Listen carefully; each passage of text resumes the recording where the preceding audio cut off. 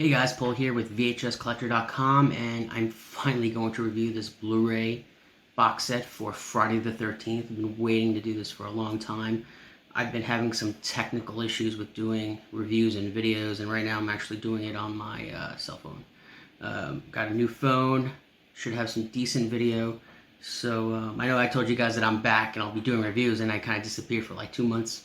But hopefully I could just do a decent enough job on this Blu-ray set. So there are a ton of unboxing videos for these, right? There's a ton of them. Now I've been so excited for this set. I knew that, there was a lot of rumors happening, right? That Shout Factory was going to release this set. When they did Halloween, it was like, oh great. Oh, what an awesome set that was. And I guess a lot of us thought, well, maybe there's other sets down the line. And of course, Friday the 13th has always been my favorite series. So it was just a fantasy that they would get a hold of the Friday the 13th films and we would get this ultimate box set. Instead, what we got was the Warner Brothers tin set, which was missing a lot of things. It was missing some of the previous commentary tracks. It was missing the unrated version of Jason Goes to Hell. I hate the movie, but for the sake of completeness, you gotta have that unrated version, right? Most people who've seen Jason Goes to Hell have seen the unrated version on home video. So, there was a lot of issues with that set, certainly. I don't really care too much about the New Line movies. For me, it was always about the Paramount movies. So when they released years ago, when Paramount did the Chris Lake to Manhattan box set, it was pretty exciting. This was the first time that we were seeing a special home video edition for these movies with special features and commentary tracks. That was a great time. But when we finally got all these movies, including the awful New Line movies, under the same studio banner, they screw it up. So we were finally able to get a box set with everything, and they screwed up by not including previous features and all this stuff. So, but anyway, Shout Factory got Friday the 13th. This is pretty exciting, right? There's just been so much excitement surrounding this release. A lot of people in the forums talking about the set and just excited for it. So, and it's finally here now. This was on the Shout Factory website for $160, and with tax, I paid $170, and it came with 2 posters. If you buy this from Amazon or elsewhere, I think it's like $130. So somebody might think, are the posters really worth that much extra? But really what you're paying for in that $160 or $170 from Shout Factory, really, it's really including the shipping, because they pack these in a pretty interesting way. They include the box set and the posters in the same box. I'm sure they included the price of the special packaging, shipping packaging, in that $160 price tag. So if it says free shipping, it's really just included in the high price tag for this set, because they also got the posters in the same box as this, right? I think in previous releases that they've done, they shipped the posters separately or something like that. I don't remember. There's been a lot of problems with this set from the get-go, since people have gotten it and been able to dig into it. I'm just gonna say what they are real fast, and we'll talk about it more in depth in a little bit. First of all, Jason Goes to Hell, the unrated version, is not completely unrated. There's a scene missing. The compound fracture of the arm. It's just the zoomed in shot from the theatrical edition. I was shocked. Now, people had already been talking about it in the forums, but I've been focusing on this set, not the forums, when I got it. And when I saw that, I was just shocked. I'm like, really? That was a big selling point of this box set, to have that unrated version of Jason Goes to Hell, and you blew it. You really blew it. From what I understand, there's an audio issue with Jason X. I'm not really sure what exactly it is, but I've read about that issue, and there's an issue with the 3D version of Part 3, which was another huge selling point for this set, and they botched that. To make matters worse, at least in my case, the other day I was looking at, when I first got it, I was looking at the set and said, where's Part 4? Where's the final chapter? looking, and I'm like, well, maybe it's on my desk. But I'm like, it can't be on my desk because the box set is full. I realized they gave me 2 part 6s and no final chapter. I'm like, oh my gosh, I can't even have a marathon of these movies until they sort that out. So now they got a big pickle on their hands because now they have to replace a disc from Jason Goes to Hell, Jason X, Part 3, and they have to give me my Part 4. What a mess, just what a awful mess. Not too happy about it. We'll delve into those maybe a little bit more in depth later, but let's talk about the packaging. Let's get the packaging out of the way. So you got this great artwork for the packaging, right? Looks pretty good, right? But it's not perfect, not to me anyway.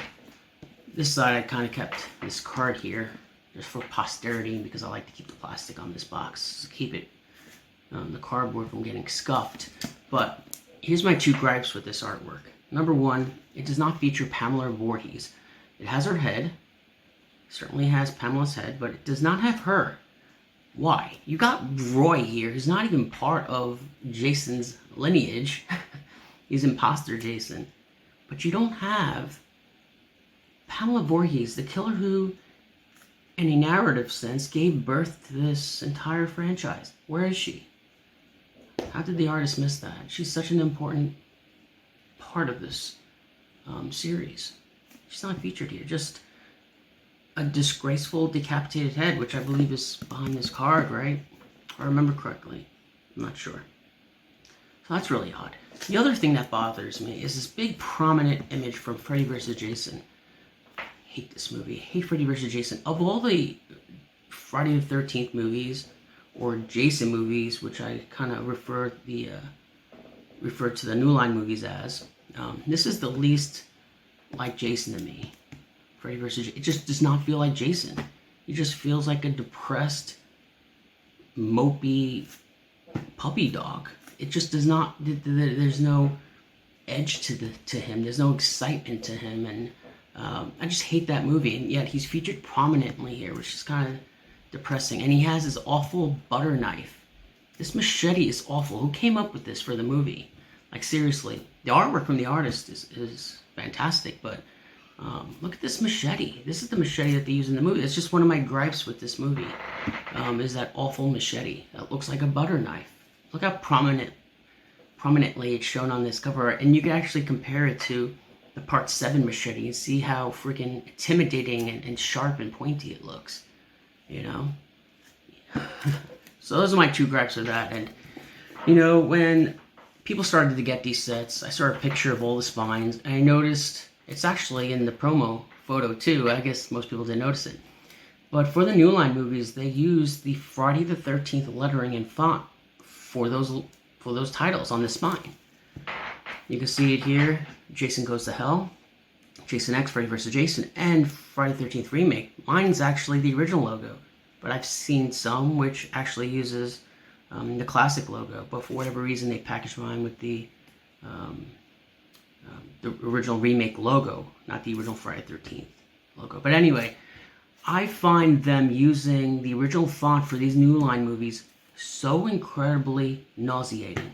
Makes me want to gag. These New Line movies are so distinctively different than the Paramount movies. They don't follow the chronology. They have a different feeling. They just feel so incredibly different. They almost feel like spin-offs. Of the New Line movies, the only one that really almost feels like a Friday the 13th movie is actually Jason X. It feels like a Friday the 13th movie that just takes place in space. So I could kind of forgive Jason X, although I don't think any of these New Line movies should be using this logo. They don't deserve it. It almost feels like the person who made this packaging, designed it, Mindy Kaling, whatever her name is, at Shout Factory. It's almost as if it was an attempt to legitimize these movies. I don't even want to look at them. The only reason I haven't turned them over yet is because I want to show you guys in the review the spines. I mean, you've seen them all already, but I wanted to show you guys before I just flip the sleeves over. Because the original, the sleeves that come with these Blu-rays, you can flip them over and they do have the original logos for these movies. But it doesn't have the primary poster art for the movies. Just incredibly annoying. Why couldn't they just be consistent? To me, using the same logo for all the movies is not something faithful to the original releases. Now, what the fans wanted with the artwork with these movies were original theatrical covers, posters, and the home video VHS covers. That seemed to be what they really wanted with these. And they kind of blew it. Some of them they got right. So with the first movie, we get the original poster art on the cover, and then we get the UK artwork on the reverse. Let me pop these out. I know that you guys have seen a bunch of videos of people showing these covers, but I'll be as quick as possible because I got some points to make. So, original poster art, and for the traditionally, this poster art is also used, or has been used, for all of the home video releases. So they used the UK poster, I believe it's from the reverse, which is cool. Alright, it's fine. Part 2, they use the theatrical poster, as you can see here. And then they have the home video artwork on the inside. I think this might have been used for some posters as well, maybe in some other territories, but for me, I think that all these movies in this set should have the original home video covers on the main side, the A side of all these individual Blu-ray releases, because that's the tradition. We've always had this art for part 2. We've never had the theatrical poster art, and that's because the theatrical poster art was not intended for home video releases. It was intended for the theater. That's what it was for. This is a little bit more interesting on the stores at the video, on the shelves at the video store. Sorry guys, I can't really speak too well tonight, I guess. Had a long day yesterday, but I'm trying to get this done.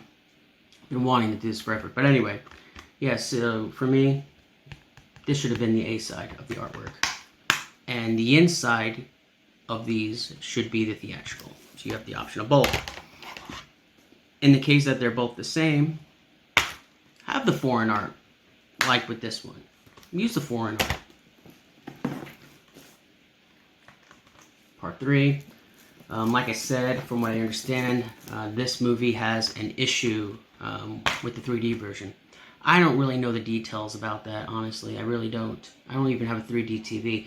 I did see the movie in 3D in theaters a year or two ago. That's pretty exciting. It's pretty cool.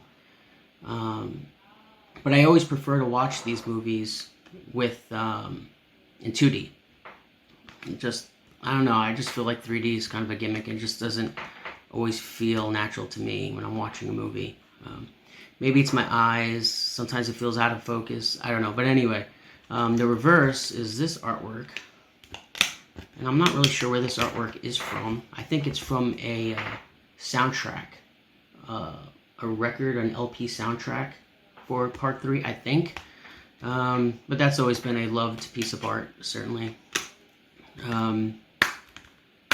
But that's cool that that's on the reverse, because this is the theatrical poster and the home video poster, so they looked for something else to put on the inside of the sleeve, and they used that, which is cool. A lot of love for that art. Here's part 4. Oh wait, I didn't get part 4. Thanks a lot, Shao, for screwing that one up.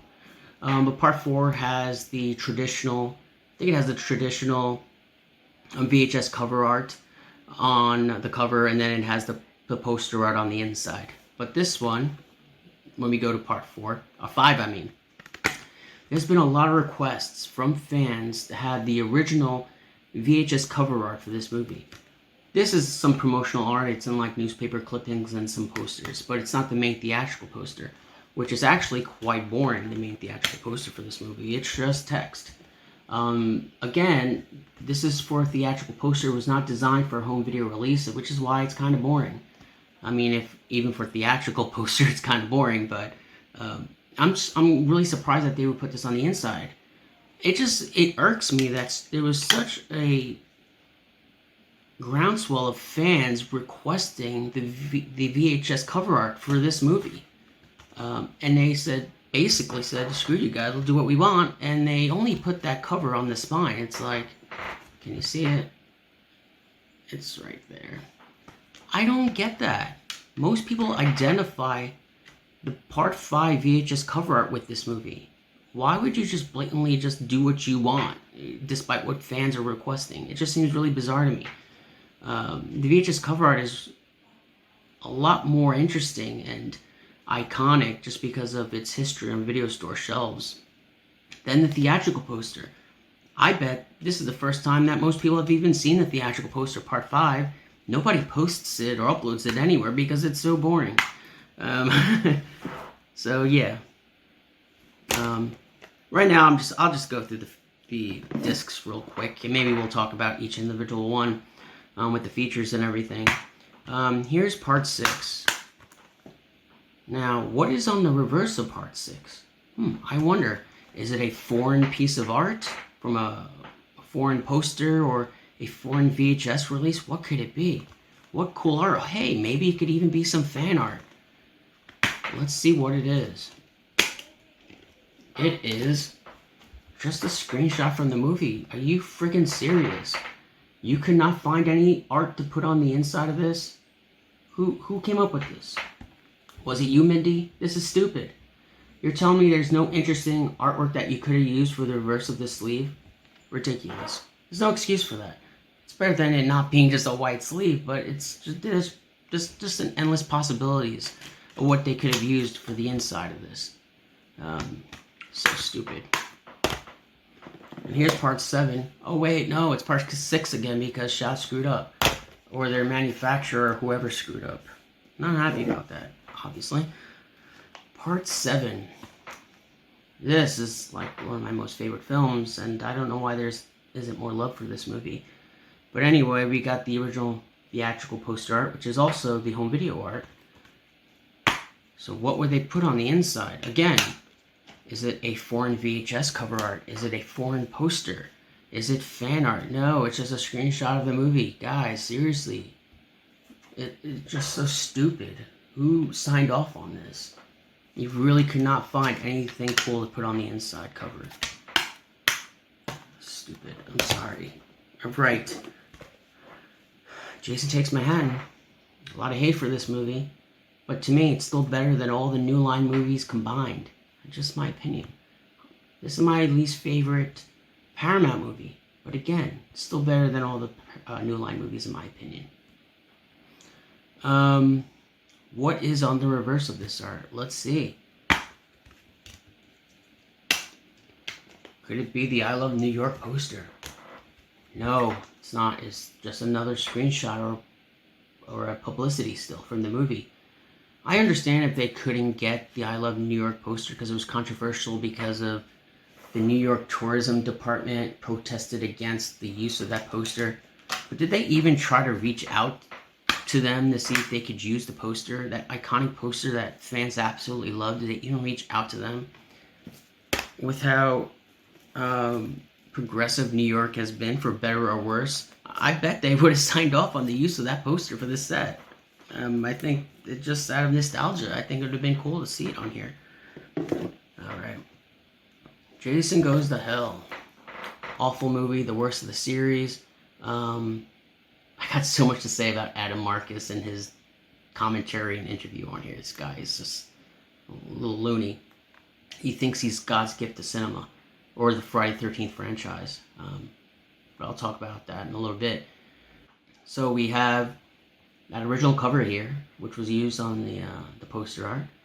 And look at that awful logo on the spine. That is not the logo for this movie.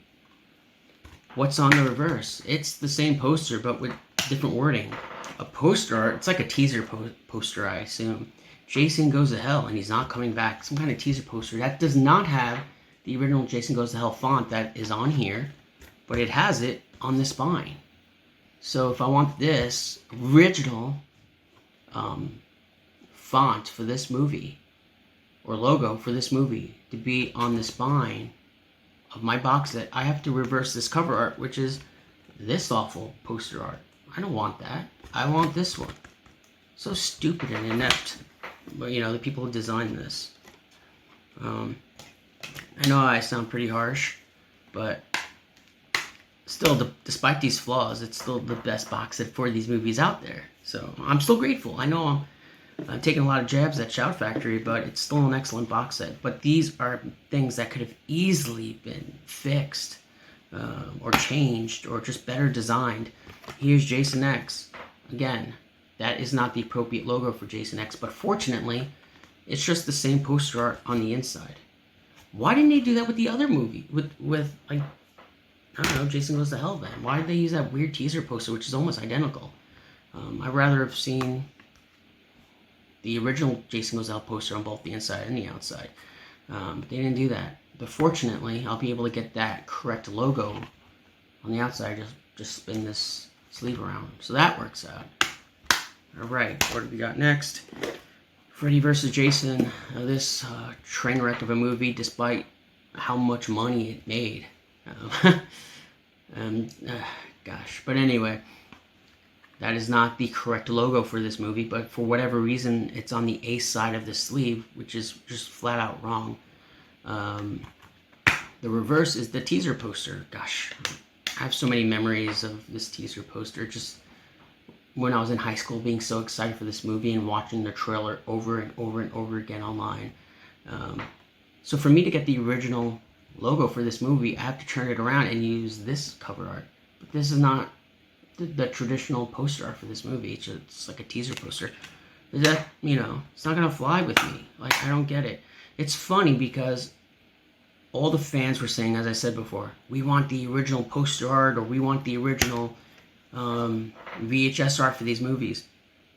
But then when they changed the logos for the later movies with the traditional Friday the 13th lettering, some of those people were excited. Oh, I love consistency. I love that they use the same lettering for all the movies.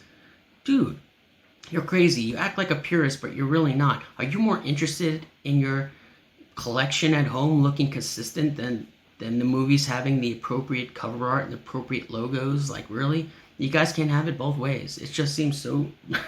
just drives me crazy reading that stuff. I'm a purist at heart. I want things to remain faithful to the original release of the movie.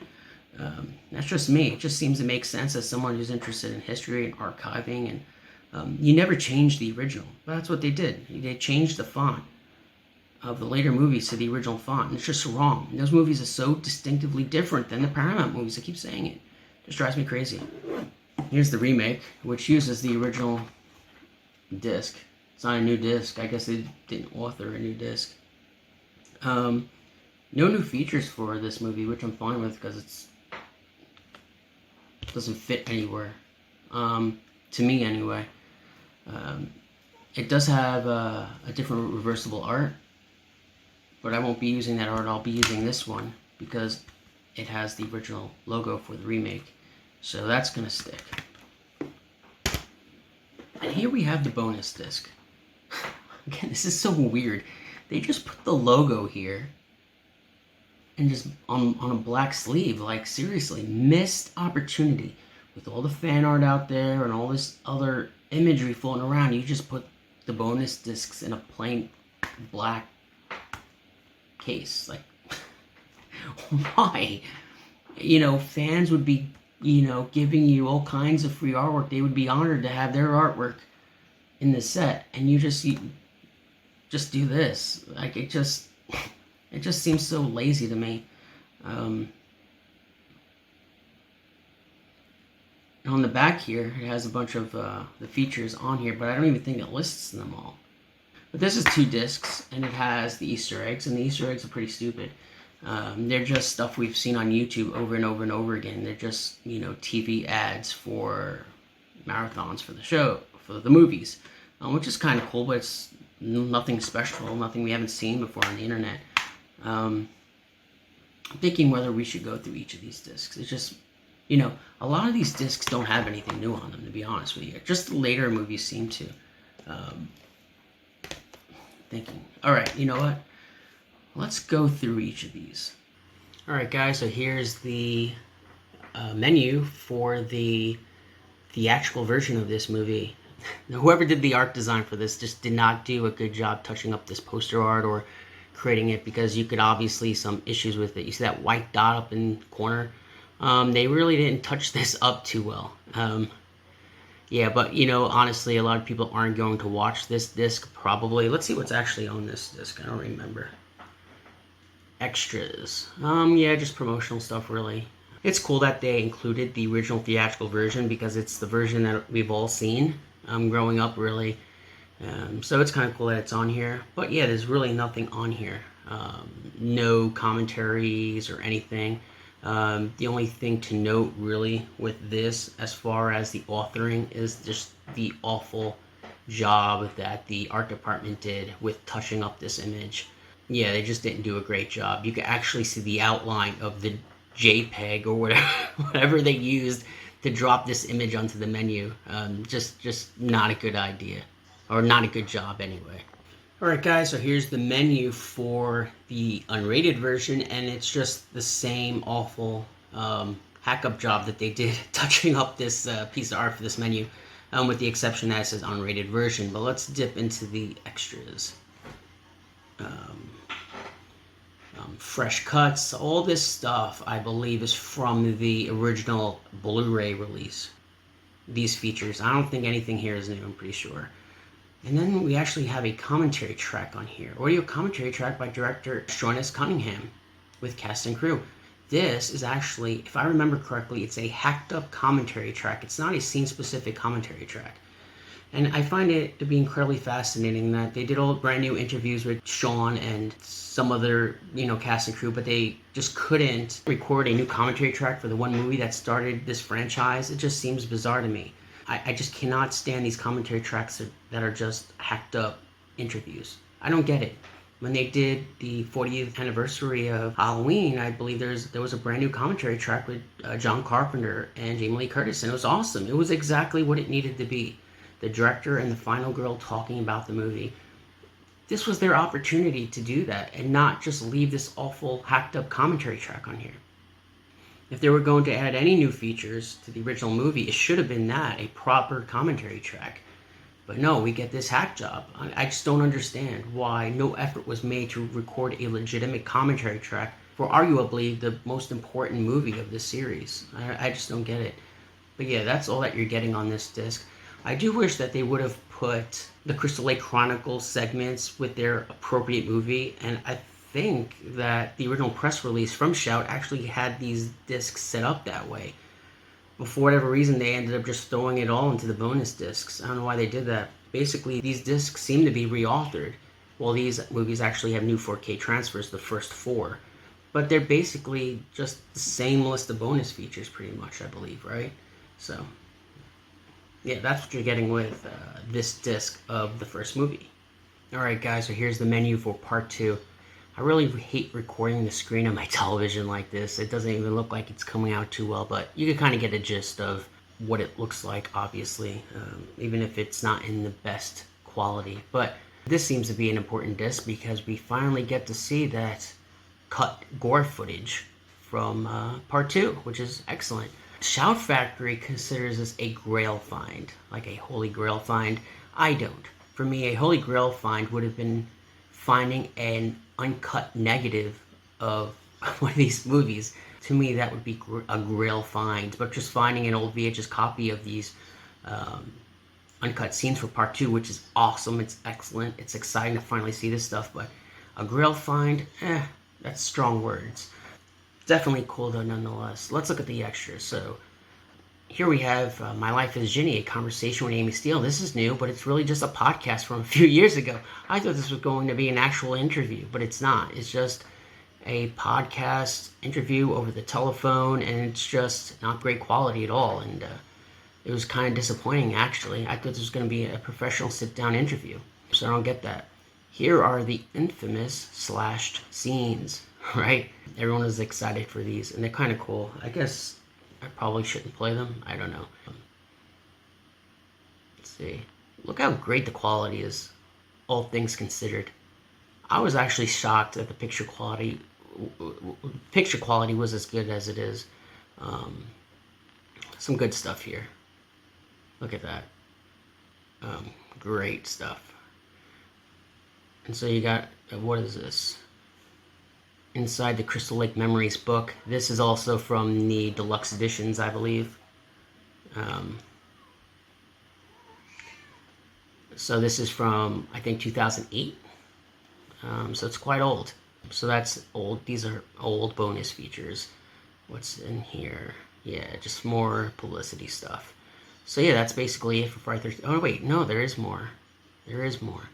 You're getting 2 new commentary tracks. So I listened to this one actually with, what is it, Russell Todd, Kristen Baker, and the rest of the crew, our cast anyway.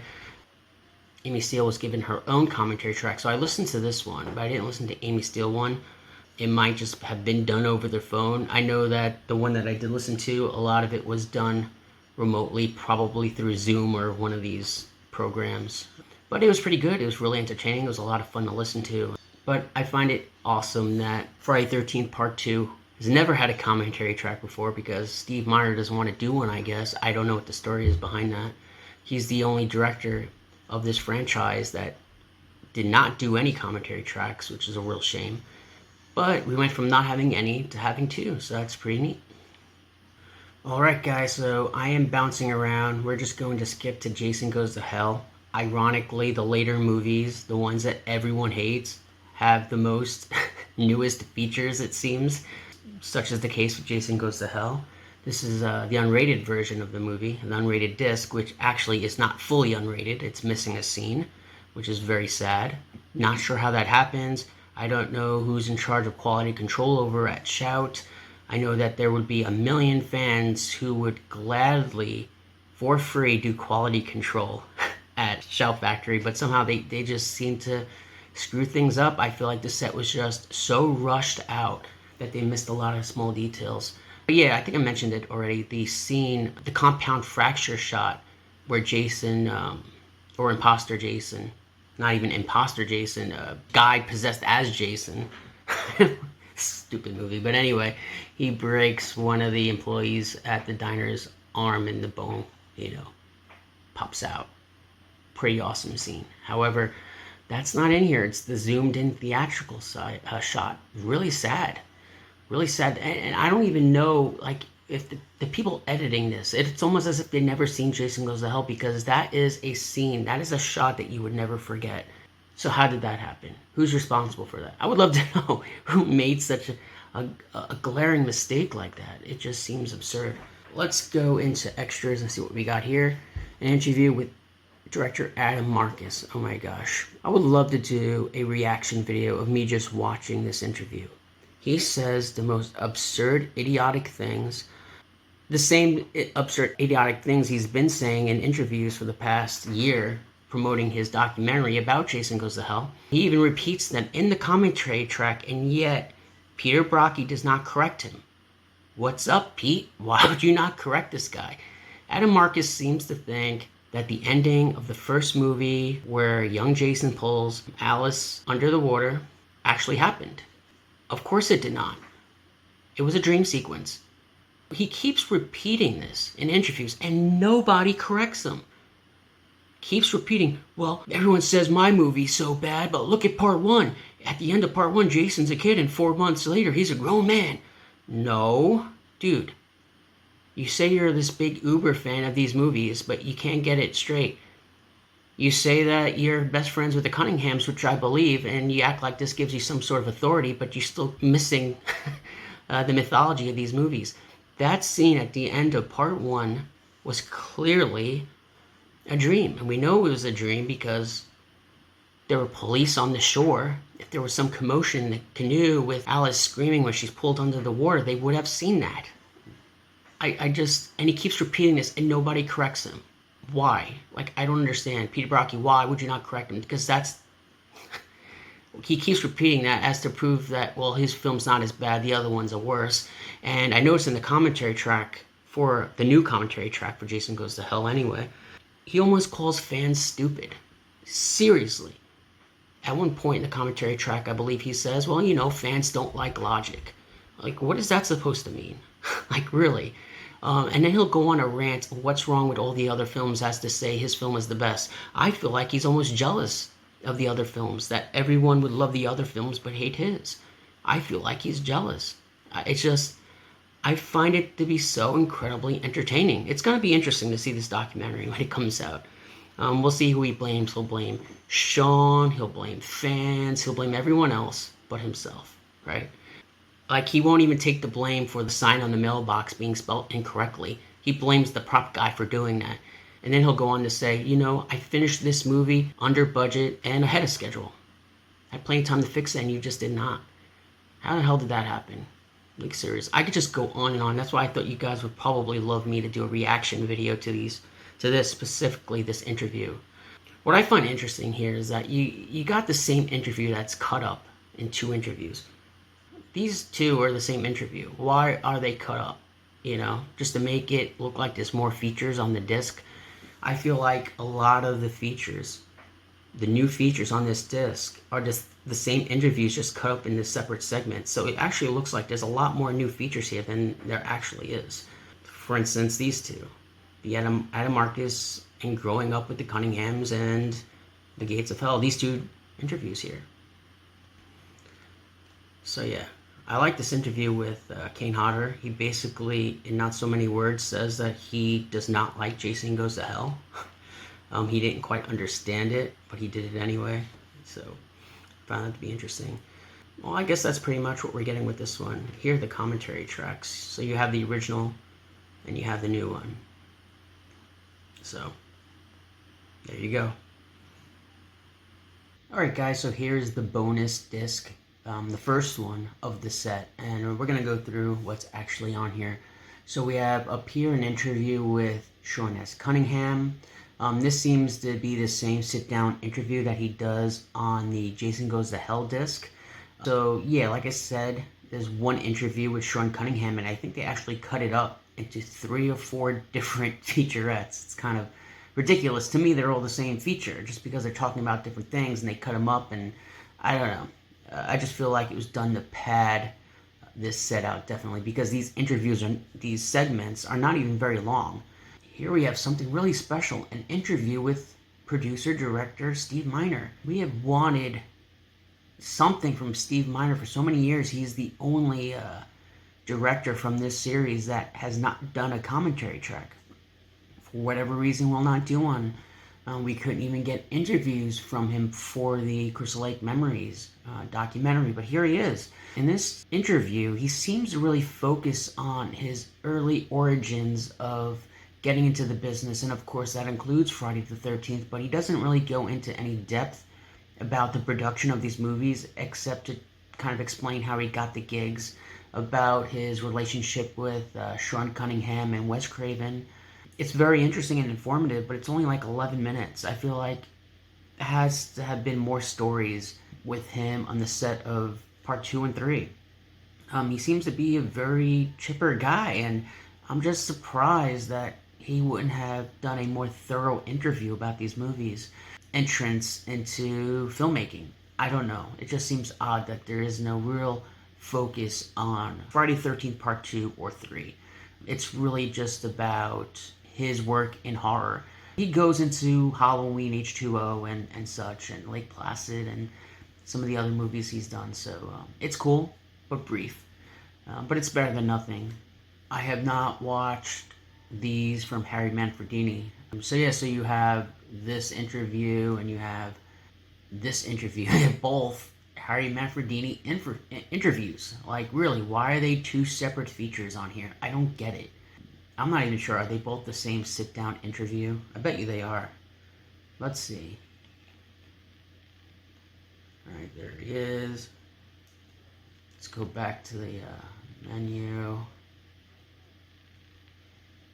I bet you. Let's see. See?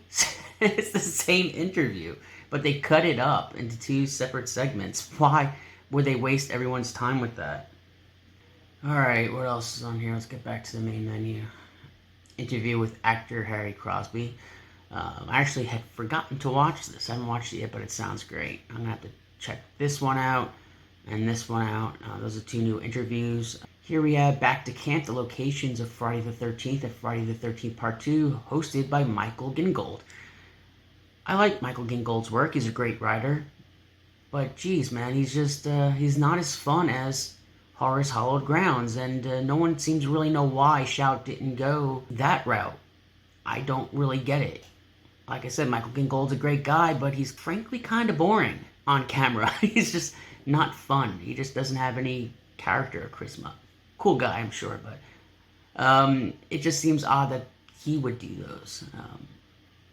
I don't know. But of course, Michael Gingold has a long history as a sort of writer for horror, having written for many different horror magazines.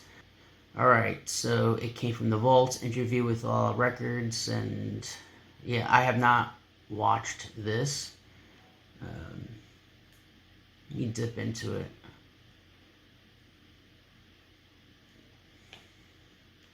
And look, again, the same interview. They could have just cut all these 3 interviews with Harry Manfredini and Lala Records into just one. So here's the thing, like, I feel like a lot of these features could have been on the appropriate disc. This should have been maybe with part 1. This could have been on the part 2 disc. It's small. It's 11 minutes. You tell me it couldn't fit on the disc? There weren't that many features on those discs to begin with.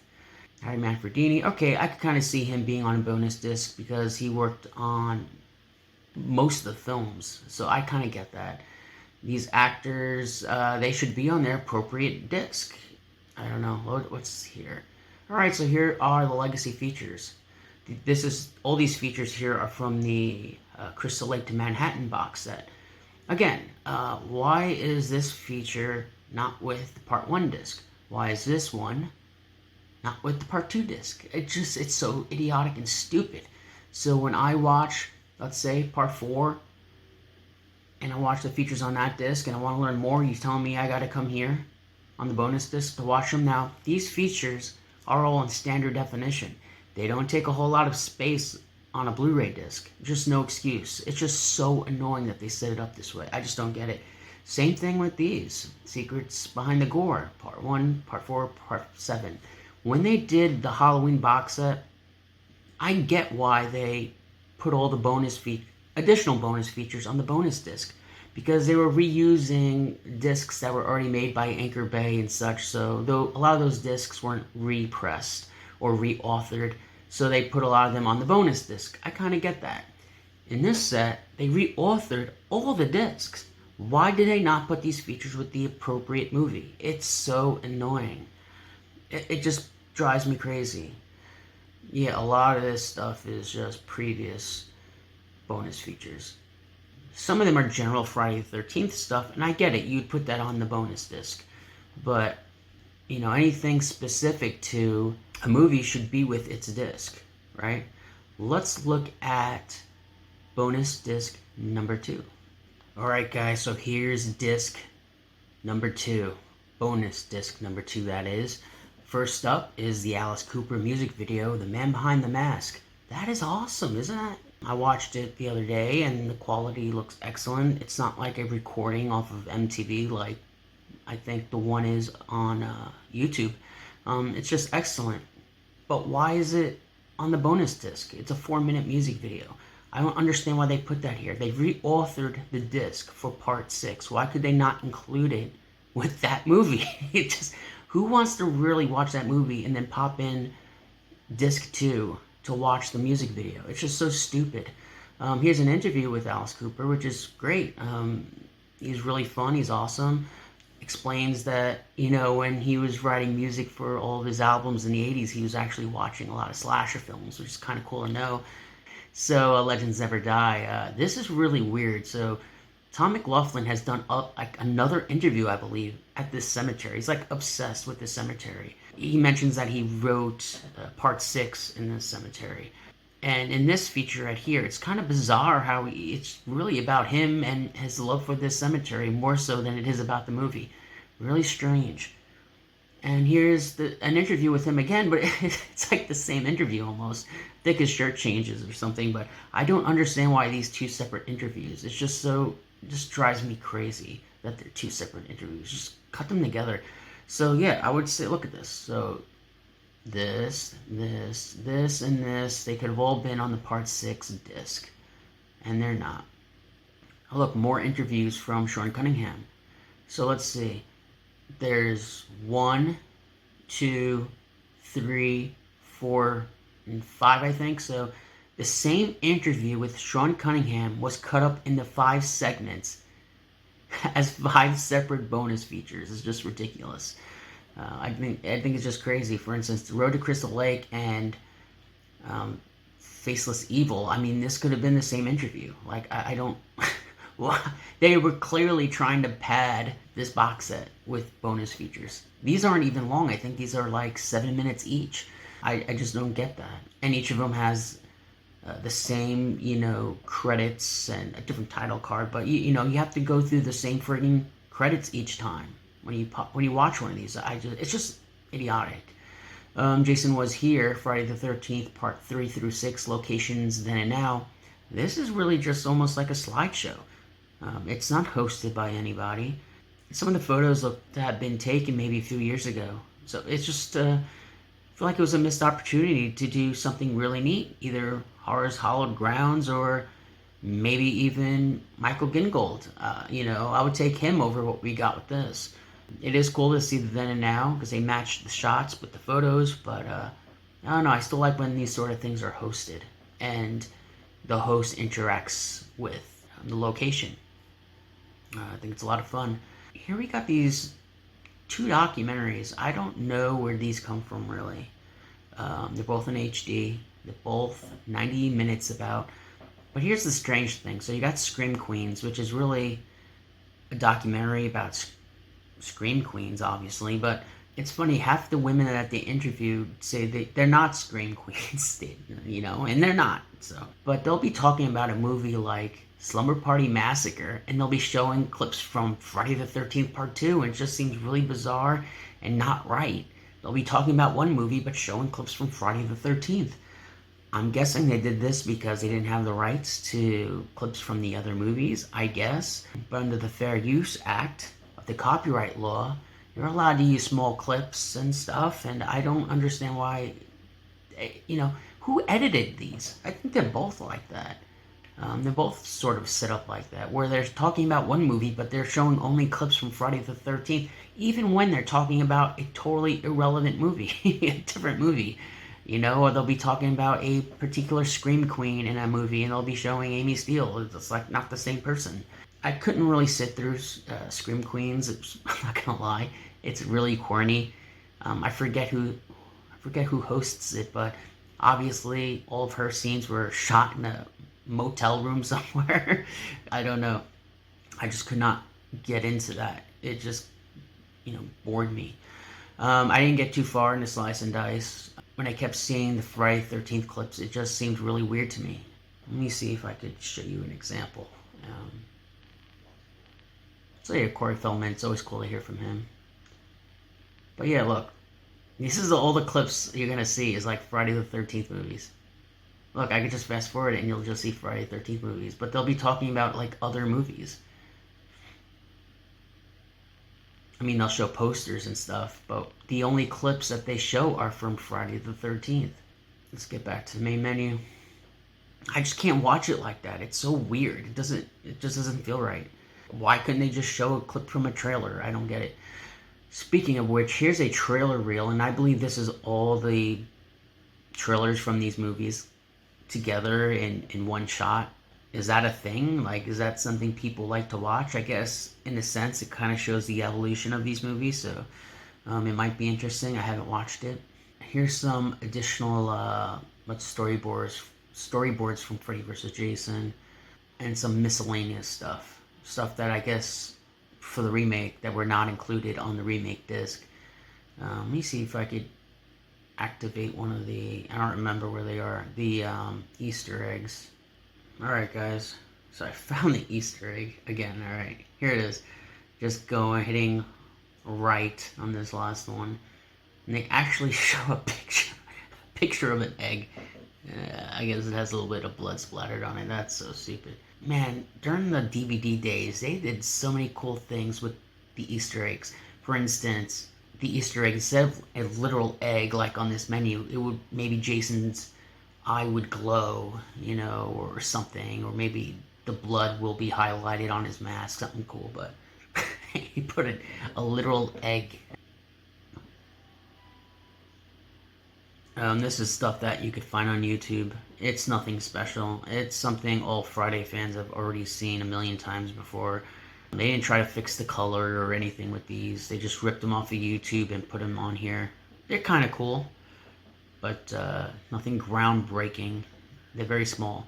The same kind of thing is on disc 1, bonus disc 1. So, alright guys, so that's pretty much all the bonus features on these discs. Alright guys, so that's pretty much the box set. I didn't go through all the discs. I don't really think I really need to. As you can see, a lot of the menus are just generic. They didn't really put a lot of effort into designing the menus. There's no animations or anything cool, just the poster art.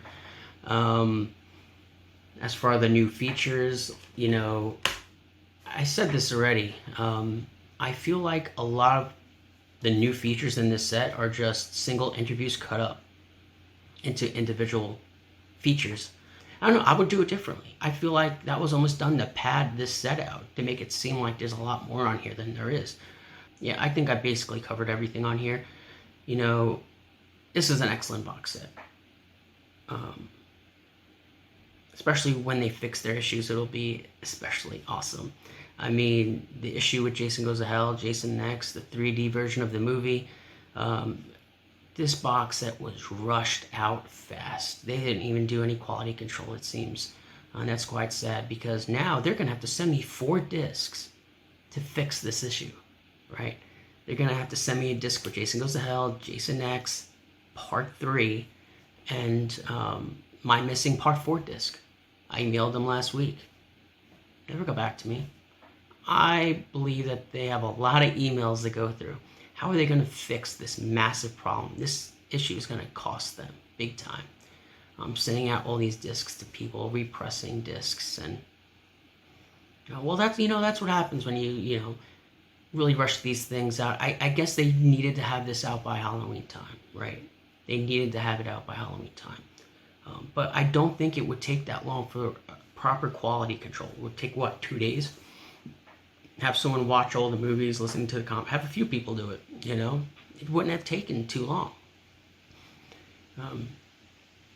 I feel like a lot of boutique labels have that issue, just quality control. So that's disappointing. I want this to be watchable. I can't have a marathon because I don't have Part 4. And Part 4 is an excellent movie. It's not in here. And that's really upsetting. So I cannot have a marathon until they rectify that issue. In fact, I bought 2 more box sets from another website. One to sell.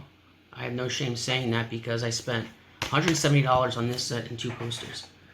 I have no qualms about selling an extra one to recoup some of the money I spent to get the posters, right? So I have no shame in doing that. And any money I get from buying extras and reselling them just goes back into my collection. I'm not getting rich off of it.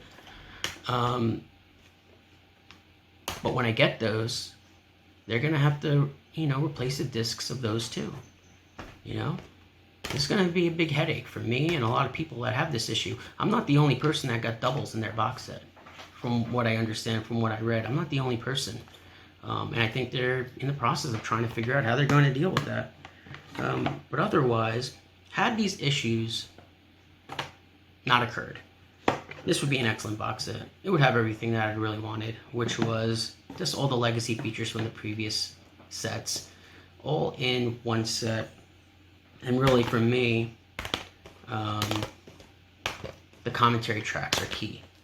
I just hated the fact that you had some great commentary tracks that were scattered throughout, different sets. But now, they're all in one set, which is excellent.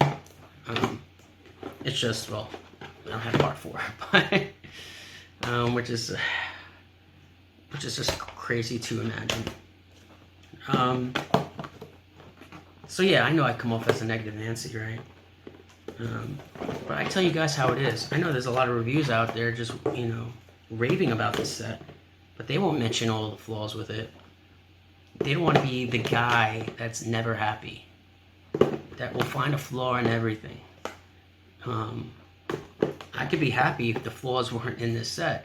Like, even if they don't have all the features I expected, I mean, I could still be satisfied with it. So I'm not really that guy. I look like it. You'll never make all these people happy. Well, don't screw up and I'll be happy. It's that simple. Do quality control and we'll call it a day.